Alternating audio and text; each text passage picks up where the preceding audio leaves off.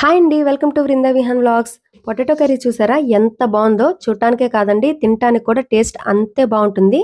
మీ ఇంటికి ఎప్పుడైనా సడెన్‌గా గెస్ట్స్ వచ్చినప్పుడు స్పెషల్‌గా ఏమైనా చేయాలనుకుంటే పొటాటోతో ఇలా 10 మినిట్స్‌లో ఫ్రై చేసి పెట్టండి. సూపర్‌గా ఉంది అని అనకుండా వెళ్ళిందే లేదు. చాలా ఈజీనే. ఎలా చేయాలో చూద్దాం. దీనికోసం ఒక పాన్ తీసుకొని 3 టేబుల్ స్పూన్స్ ఆయిల్ వేసుకోవాలి. ఆయిల్‌లో కట్ చేసి పెట్టుకున్న పొటాటోస్ వేసుకుందాం. ఈ పొటాటోస్ అన్నీ ఒకటే సైజులో క్యూబ్స్‌లా ఉంటే అందంగా ఉంటుంది. సో, అన్నీ ఒకటే సైజులో కట్ చేసుకోండి. 10 మినిట్స్ ఇట్లా మూత పెట్టి ఫ్రై చేసుకోవాలి. 10 మినిట్స్ తర్వాత మూత తీసి 3, 4 నిమిషాలకొకసారి అలా కలుపుకుంటూ లైట్‌గా గోల్డెన్ బ్రౌన్ కలర్ వచ్చేలాగా ఫ్రై చేసుకోవాలి.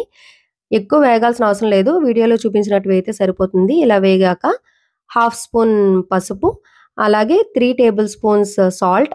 నేనిక్కడ హాఫ్ కేజీ పొటాటోస్ తీసుకున్నానండి. తర్వాత 4 స్పూన్ల కారం వేసుకున్నాను. ఇప్పుడు గరిటె పెట్టకుండా టాస్ చేయాలనమాట. మొత్తం ఉప్పు, కారం అన్ని ముక్కలకి పట్టేలాగా టాస్ చేసుకోవాలి. ఇలా టాస్ చేసుకొని అంతా ఒక సైడ్‌కి తీసుకోవాలి. దీంట్లో ఆయిల్ ఉంటే అదే సరిపోతుందండి తాలింపుకి. నాకు లేదు కాబట్టి నేనింకా కొంచెం ఆయిల్ యాడ్ చేస్తున్నాను. ఒక హాఫ్ స్పూన్ అలా ఆయిల్ యాడ్ చేశాను. ఇప్పుడు 5-6 వెల్లుల్లి దంచుకొని వేసుకొని బాగా ఫ్రై చేసుకోవాలి.